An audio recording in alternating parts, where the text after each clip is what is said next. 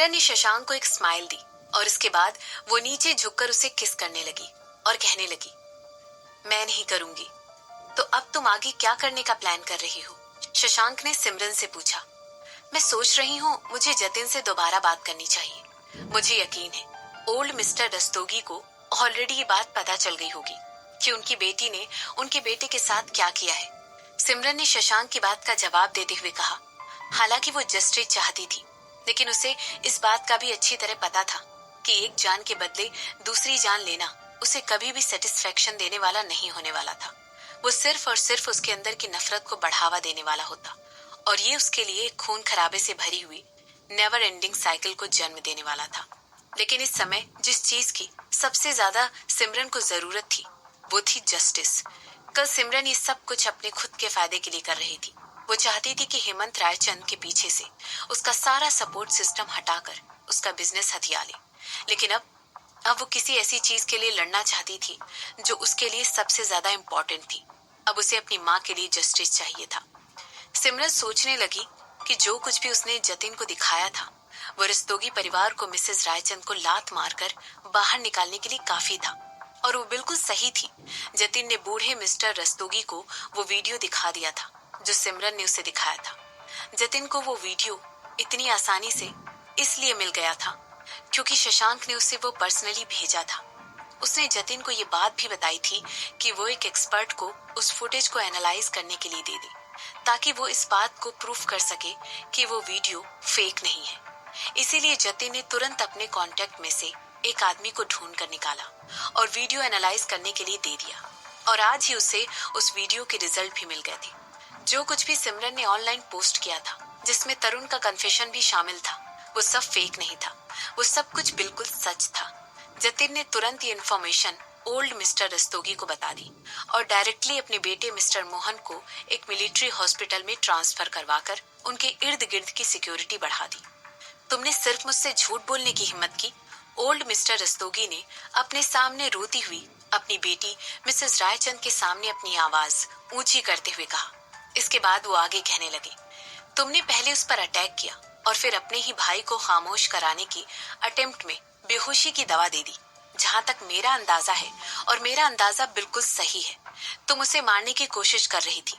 भला मैं तुम जैसी बेटी को इतने सालों से कैसे पाल पोस कर बड़ा कर रहा था? पापा, आप ऐसा कैसे कह सकते हैं? मैंने ये सब कुछ बस, हेमंत की माँ ने अपने प्रोटेक्शन में कहा। अगर तुम ये सब कहोगी कि तुमने ये सब कुछ हमारी फैमिली को प्रोटेक्ट करने के लिए किया है तो तुम्हारे लिए बेहतर यही होगा कि तुम इसी समय रुक जाओ। इस बार ये आवाज हेमंत की माँ के दूसरे भाई तेजस की थी। उसका चेहरा गुस्से से लाल हो रहा था। वो अपने सारे कांटेक्ट को आज सुबह ही कॉल करने वाला था ताकि वो लोग उनकी बहन की मदद कर सके। लेकिन अच्छा ही हुआ कि मिस्टर मोहन के बेटे जतिन ने उन्हें कॉल करके हेमंत की माँ के बारे में सारी इन्फॉर्मेशन पहले ही दे दी और उनके कॉल के करने से पहले ही उसने उन्हें ये भी बता दिया कि किस तरह हेमंत की माँ ने अपने ही भाई मिस्टर मोहन को मारने की कोशिश की थी। बहन, तुम अपने ही बड़े भाई के साथ ऐसा कैसे कर सकती हो? क्या तुम एक इंसान भी हो? भाई, भाई प्लीज, प्लीज मेरी बात सुनिए। ऐसा मत बोलिए। प्लीज उस सिमरन पर यकीन मत करिए। मुझे यकीन है कि वो यही सब करना चाहती थी। वो मुझे आप सब लोगों से दूर करके अकेला करना चाहती है। उसने यही कहा था। उसने मुझे बताया था। वो चाहती थी कि मैं अकेलापन महसूस करूं। तो क्या आप ये सब करके उसे वो सेटिस्फेक्शन देना चाहते जो वो हमेशा से चाहती थी?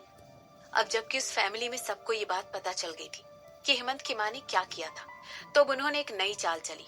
उन्होंने डिसाइड किया कि अब वो किसी को बताकर अपनी फैमिली की दया पाने की कोशिश करेंगी। सिमरन को सबके सामने एक बुरी औरत की तरह ही दिखाएंगी और यहाँ तक कि वो उसे एक ऐसी दुश्मन की तरह दिखाएंगी जो उनकी फैमिली को पूरी तरह बर्बाद कर देना चाहती है। और फिर इस वजह को बताकर वो अपने फादर मिस्टर रस्तोगी से सिमरन के खिलाफ जाने की हेल्प मांगेंगी। हमारी फैमिली हमेशा से ही अपने सगे संबंधियों की छोटी छोटी चीजें करने में मदद करती आ रही है।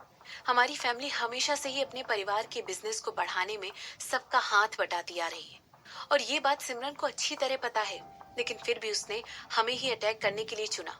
वो चाहती थी कि वो हमें बर्बाद कर दे। उसने इस बात की भी परवाह नहीं की कि वो हमारे साथ साथ हमारे ऑल फैमिली मेंबर्स को भी बर्बाद कर देगी जो हमारी तरह ऐशो आराम से नहीं जी रहे। वो सिर्फ और सिर्फ बदला चाहती है। उसके दिल में किसी के लिए कोई प्यार या कोई इंसानियत नहीं है। ऐसा कहते हुए जैसे ही हेमंत की माँ ने देखा कि बूढ़े मिस्टर रस्तोगी उसकी बात सुनकर बिल्कुल चुप हो गए हैं, वो अपनी बात को आगे कंटिन्यू करके कहने लगी, क्या आप मुझे एक ऐसी औरत के लिए इस घर से निकाल देंगे पिताजी? इसके रिस्पांस में बूढ़े मिस्टर रस्तोगी ने अपने मुंह से एक बड़ी सी निकाली और इसके बाद अपना सिर हिलाते हुए आगे कहने लगे, तुम बिल्कुल होपलेस हो। प्लीज हमारी फैमिली को छोड़कर चली जाओ। मैं कभी तुम्हारी शक्ल भी नहीं देखना चाहता हूँ। पिताजी, आप मेरे साथ ऐसा कैसे कर सकते हैं? हेमंत की माँ ने कहा, तुम जो कुछ भी कह रही हो अपने फायदे के लिए कह रही हो। उस औरत ने कभी भी हमारी फैमिली को बदले के लिए टारगेट किया ही नहीं था। तुम जो कुछ भी कह रही हो अपने फायदे के लिए कह रही हो। उस औरत ने कभी भी हमारी फैमिली को बदले के लिए टारगेट किया ही नहीं था। तेजस ने इस बात को रियलाइज करते हुए कहा कि उसके पिता अब इस मामले को और ज्यादा आगे नहीं बढ़ाना चाहते हैं। तुम्हारे कहने का मतलब क्या है?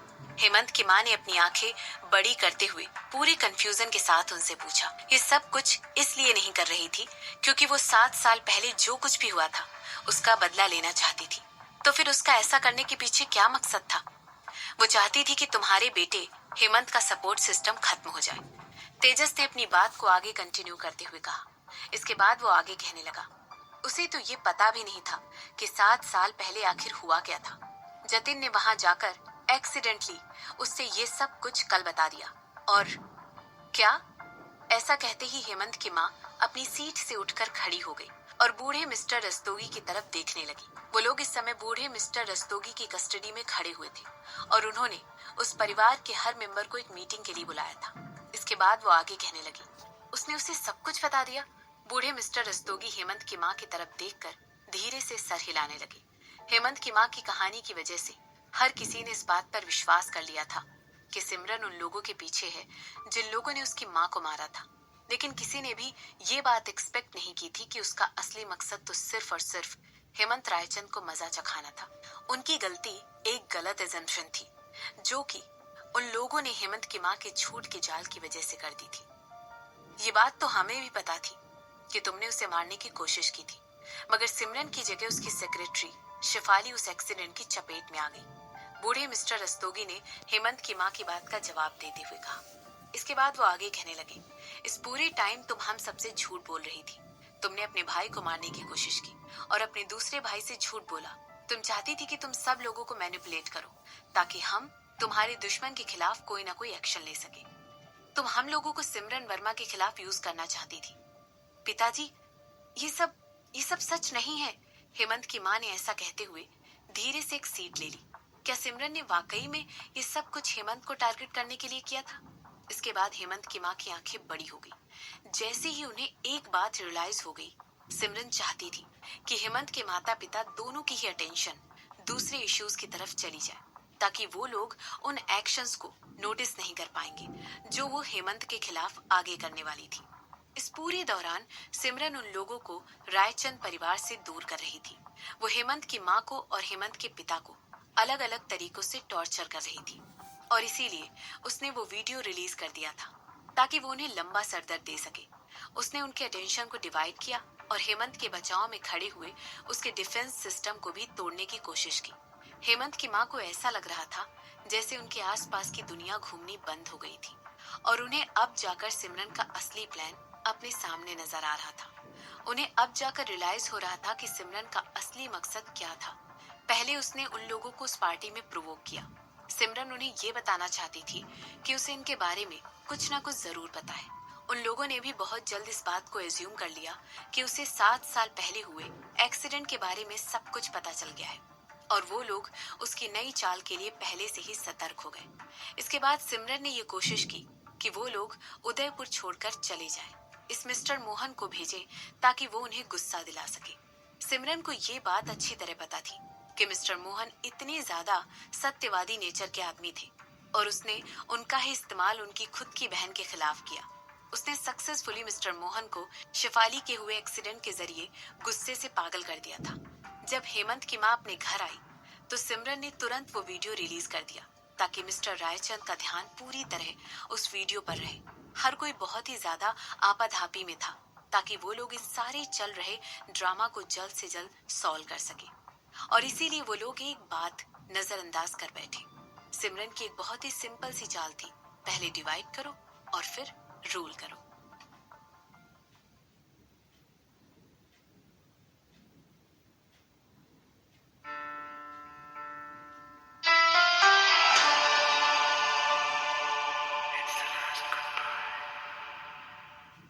इस समय हेमंत की माँ के शरीर का एक एक हिस्सा पॉज हो गया था और अपने ख्यालों से कैचअप करने की कोशिश कर रही थी। सिमरन ने सक्सेसफुली उसके अटेंशन को उसके बेटे से डाइवर्ट कर दिया था। इस बात का सिर्फ एक ही मतलब हो सकता था। अचानक हेमंत की माँ के हाथ कांपने लगे और उसने एक हाथ बढ़ाकर अपना फोन उठाया और अपने हस्बैंड को कॉल करने की कोशिश की। इससे पहले कि वो उनका नंबर डायल कर सकती थी, अचानक उन्होंने अपने पिता की आवाज सुनी। प्लीज, तुम हमारी फैमिली को छोड़कर चली जाओ, बूढ़े मिस्टर रस्तोगी ने कहा। ऐसा कहते वक्त उनकी टोन बहुत ही ज्यादा सख्त थी और उसमें हेमंत की माँ के लिए जरा भी इमोशन दिखाई नहीं दे रहा था। हेमंत की माँ तुरंत वहां पर खड़े होकर जम सी गई थी और इसके बाद वो अपने फादर की तरफ अपना फेस करते हुए खड़ी हो गई। ओल्ड मिस्टर रस्तोगी आगे कहने लगे, रस्तोगी परिवार को छोड़कर चली जाओ। मैं तुम्हारे किसी भी मामले में इन्वॉल्व नहीं होना चाहता हूँ। बूढ़े मिस्टर रस्तोगी के चेहरे की झुर्रियां उन्हें और भी ज्यादा बढ़ा दिखा रही थी और फिर उन्होंने एक आह भरी और आगे कहने लगे, जैसे ही मेरा बेटा मोहन उठ जाता है, वो और उसकी पत्नी दोनों जाकर सिमरन से मिलेंगे। मुझे नहीं लगता है कि गवर्नमेंट एक हाई रैंकिंग ऑफिसर को सरेंडर करने के लिए कहेगी। मुझे यकीन है सिमरन को इस बात का अच्छी तरह पता है और यही वजह है कि उसने जतिन की कानूनी वाली बात मानने से मना कर दिया। पिताजी, आप ऐसा कैसे? हेमंत की माँ आगे कहने लगी। इसके बाद वो अपनी बात को बढ़ाते हुए आगे बोलने लगी, मैं ये सब कुछ पूरे रस्तोगी परिवार के लिए कर रही हूँ। वो सिमरन बाहर से आई है और उसके रिलेशंस इंडिया में अभी भी इतने ज्यादा मजबूत नहीं हुए हैं। उसका हस्बैंड हालांकि एक बिल्कुल ही अलग मैटर है। गवर्नमेंट भी शशांक वर्मा को एक फ्रेंड की तरह ही मानती है। इसका मतलब ये नहीं है कि ब्लॉक मार्केट में कोई कनेक्शन नहीं है। वो आदमी आसानी से किसी से भी कहकर हमारी फैक्ट्रियों को उड़ा सकता है और पूरी की पूरी फैमिली को तुम्हारे साथ इस मामले में घसीट सकता है। पिताजी, मैं आपकी बेटी हूँ, आप मुझे इस तरह छोड़ नहीं सकते हैं। अनफॉर्चुनेटली, हेमंत की माँ की प्रार्थना सुनने के बाद भी उस रूम में मौजूद सब लोग वहां पर बिल्कुल साइलेंट मेंटेन करके खड़े हुए थे। एक बार फिर हेमंत की माँ सिसक सिसक कर रोने लगी और कहने लगी, पिताजी आप ये सब क्यों कर रहे हैं? वो हमारी गलती नहीं है, वो जानकी की गलती थी। उस समय वो कार चला रही थी, वो वही थी जिसने उस समय सिमरन की माँ को टक्कर मारी थी। अपने पिता के चेहरे पर जरा सी भी सिकन ना देखकर हेमंत की माँ समझ गई थी कि बूढ़े मिस्टर रस्तोगी उसके आगे की और कोई भी एक्सप्लेनेशन को ना सुनने के लिए बिल्कुल अडिग थे। फैमिली तो बस एक शब्द है। एक बार फिर सिमरन की आवाज हेमंत की माँ के दिमाग के अंदर गूंजने लगी और वो उस रूम में मौजूद हर किसी की तरफ देखने लगी। उनमें से हर कोई अपने खुद के ख्यालों में खोया हुआ था। उन सब लोगों ने उनके पिता के शब्दों को सुना था। हेमंत की माँ को इस बात का यकीन था, लेकिन उनमें से कोई भी इंसान आगे आकर उन्हें डिफेंड करने की कोशिश नहीं कर रहा था। हेमंत की माँ को ये बात पता थी कि हर कोई उनसे आंखें मिलाना अवॉइड कर रहा था। उन सब में बस एक ही इंसान था, उनके बड़े भाई तेजस, जो उनकी तरफ डिस्कस से भरी निगाहों से देख रहे थे। उनके भाई जो उन्हें हमेशा स्पॉइल करते थे, बिल्कुल किसी ऐसे बच्चे की तरह जो उनकी जिंदगी में किसी भी रिश्ते से सबसे ऊपर था। वो भी इस समय उनकी तरफ विद्रोह और कंटेम्प्ट की भावना से देख रहे थे। भला हेमंत की माँ को इस तरह का नजारा पच भी कैसे सकता था? मैं अपने आदमियों से कहकर तुम्हारा सारा सामान तुम्हारे घर पहुंचा दूंगा, बूढ़े मिस्टर रस्तोगी ने कुछ मिनटों की चुप्पी के बाद कहा। इसके बाद वो आगे कहने लगे, अब जाओ यहाँ से और अपने उन सेल्फिश एक्शंस के बारे में सोचो जिसने ये सारा बखेड़ा खड़ा किया है। पिताजी प्लीज, मैं सब कुछ। हेमंत की माँ अपनी बात कह रही थी कि उनके पिताजी ने उन्हें बीच में टोकते हुए कहा, जाओ यहाँ से, निकल जाओ इससे पहले कि मैं अपने नौकरों से कहकर तुम्हें इस घर से धक्के मारकर बाहर निकलवा दूं। ऐसा कहते हुए वो हेमंत की माँ की आंखों में घूर कर देखने लगे और उसके बाद आगे कहने लगे, झूठ बोलना एक अलग बात थी और अपने भाई को चोट पहुंचाना दूसरी। तुमने हम सब से झूठ बोला, किसी का खून किया, लोगों को मैनिपुलेट किया, और अब तुम यहाँ पर खड़े होकर हम सबको चोट पहुंचाना चाहती हो। उन सब लोगों को जो तुमसे सबसे ज्यादा प्यार करते थे। मैं तुम्हें नहीं पहचानता हूँ मिसेस रायचंद। मुझे तो यकीन ही नहीं हो रहा है कि तुम किस दरिंदे में बदल गई हो। पिताजी, वो सब तो मैंने किया था, क्योंकि वो हेमंत की माँ अपनी सफाई में आगे बात कहने लगी। फैमिली? उनके दूसरे भाई तेजस ने तुरंत बीच में आते हुए कहा। इसके बाद वो आगे कहने लगे, तुम हमेशा से ये बात कहती आई हो, बार बार कहती आई हो, और फिर भी तुम्हें आज तक इस वर्ड की अहमियत नहीं समझ आई। तुम हम सबसे झूठ कैसे बोल सकती थी? तुम उस फैमिली के सारे लोगों को कैसे मैनिपुलेट कर सकती थी, जिन्हें तुम हमेशा से फैमिली कहती आई हो? बहन, तुमने कभी आज तक हमें अपनी फैमिली नहीं समझा। तुमने जो कुछ भी किया वो सब अपने लिए किया, हमारे लिए नहीं। मैं तुमसे इतना ज्यादा डिसअपॉइंटेड हो चुका हूँ। ऐसा कहते हुए उनके भाई तुरंत चुप हो गए। हेमंत की माँ वहां पर खड़े होकर अपने भाई की तरफ देखने लगी, और फिर बूढ़े मिस्टर रस्तोगी की तरफ। उन दोनों को देखते हुए उनकी आंखों से निकलते हुए आंसू उनके गालों तक होते हुए रहा था, जैसे उनका दिल छोटे छोटे टुकड़ों में टूटकर बिखर गया है, और उन्हें वो सब दिखाई दे रहा था। वो इस बात को फील कर सकती थी, दर्द, अकेलापन और डिसअपॉइंटमेंट। हेमंत की माँ तुरंत सोचने लगी कि आखिर सिमरन को तब कैसा लगा होगा जब सब लोगों ने उसे अकेला छोड़ दिया था। उन्हें याद नहीं था कि वो कौन सा इमोशन था जिसने फाइनली उन्हें बस उस रूम से भागकर बाहर निकलना याद था। तो क्या वो डिसअपॉइंटमेंट की वजह से उस रूम से बाहर आ गई थी, या फिर एम्बेरसमेंट की वजह से, या फिर वो बहुत ज्यादा दुखी थी? हो सकता है ये सारी फीलिंग्स का कॉम्बिनेशन था। उनके आंसू अभी भी उनके गालों से होते हुए उनके पैरों को खींचकर उस मेंशन के एंट्रेंस तक ले आए थे। ये जगह उनके लिए कभी घर हुआ करती थी, और 20 से भी ज्यादा सालों तक उन्होंने इस घर पर अच्छा समय बिताया था। मगर फिर भी जो लोग आज घर में रहते हैं, उन लोगों ने उन्हें लात मारकर इस तरह उस घर से बाहर निकाल दिया, मानो वो कोई कूड़े का ढेर थी जिसे बाहर निकालना जरूरी और आसान दोनों ही था। जो लोग उस घर में रहते थे, उन लोगों ने उनके बजाय उस औरत को चुना था, जो कि बहुत ही ज्यादा खतरनाक और दुष्ट थी। अकेले इस बात को बेस मानकर हेमंत की माँ को ये बात बिल्कुल लॉजिकल लग रही थी कि उन्हें अपने घर को बहुत पहले ही छोड़ देना चाहिए था। उन लोगों को बहुत पहले ही छोड़ देना चाहिए था जो कि उन्हें इम्पोर्टेंट नहीं समझते थे, अपने घर का हिस्सा भी नहीं मानते थे। उन लोगों को छोड़ देना चाहिए था जिन लोगों ने आज उन्हें छोड़ दिया था। हालांकि उनका दिल उन्हें एक अलग ही स्टोरी सुना रहा था। इतने सालों तक हेमंत की माँ रस्तोगी परिवार की प्रेस्टीज को अपने किए गए एक्शंस के लिए एक जस्टिफिकेशन के तौर पर इस्तेमाल करती आ रही थी। अगर रस्तोगी परिवार ने इस बात का अनाउंसमेंट कर दिया था कि अब वो लोग खुद को हेमंत की माँ से और ज्यादा एसोसिएट नहीं कर सकते हैं, क्योंकि ये बात उनकी जिंदगी में बवंडर लेकर आने वाली थी। यहाँ तक कि ये बात पूरे रायचंद परिवार को एक बहुत बड़ी मुश्किल में डालने वाली थी। उन्होंने अपनी सबसे बड़ी ताकत खो दी थी, अपना सबसे बड़ा सपोर्ट खो दिया था, और तभी उन्हें सिमरन के कहे हुए शब्द याद आ गए थे, जो कि उसने उस कॉफी शॉप पर उनके साथ हुए कन्फ्रंटेशन के दौरान कहा था। अगर मैं तुम्हारी फैमिली को टारगेट करूंगी तो तुम कहीं के नहीं रहोगी, बिल्कुल उस तरह जैसे तुम्हारी मौत के बाद हेमंत रायचंद भी कुछ नहीं रहेगा। उस समय सिमरन की आंखों में जो रिएक्शन दिखाई दे रहा था, वो कहीं न कहीं हेमंत की माँ के दिमाग में अटक गया था, और उन्हें बार बार उस पल की याद आ रही थी। तो क्या सिमरन ने ये सारी चीजें वक्त से पहले ही प्लान करके रखी हुई थी? भला वो इस बारे में कैसे पहले से ही सोच सकती थी कि उनकी फैमिली एक दिन उन्हें इस तरह छोड़ ही देगी? इसके बाद जो दूसरा सेंटेंस सिमरन ने उस समय उनसे कहा था, वो उनके दिमाग में आया, जैसे हेमंत तुम्हारे बिना, तुम्हारी मौत के बाद कुछ नहीं रहेगा।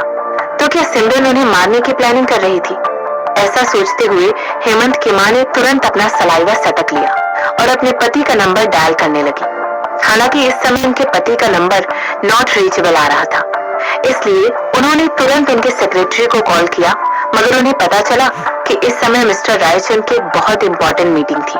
जहाँ तक कि उनके सेक्रेटरी ने उन्हें इस बात के लिए भी एडवाइस किया कि वो मीटिंग खत्म होने के बाद दोपहर में उन्हें कॉल कर सकती हैं। हेमंत की माँ ने अपने जबड़े को कस लिया और फाइनली रस्तोगी मेंशन से बाहर की तरफ चलकर आने लगी। इस समय उनका दिमाग टुकड़े टुकड़े हो गया था। पता नहीं किस वजह से उन्हें पहले ही इस बुरे लम्हे का एहसास हो गया था, और वो सिमरन के डिवाइड एंड रूल प्लान के बारे में सोचने लगी। सिमरन ने उन्हें ऑलरेडी डिवाइड कर दिया था, तो क्या अब वो उन्हें रूल करने के प्लान के बारे में भी सोच रही थी? सिमरन का अगला कदम क्या होने वाला था?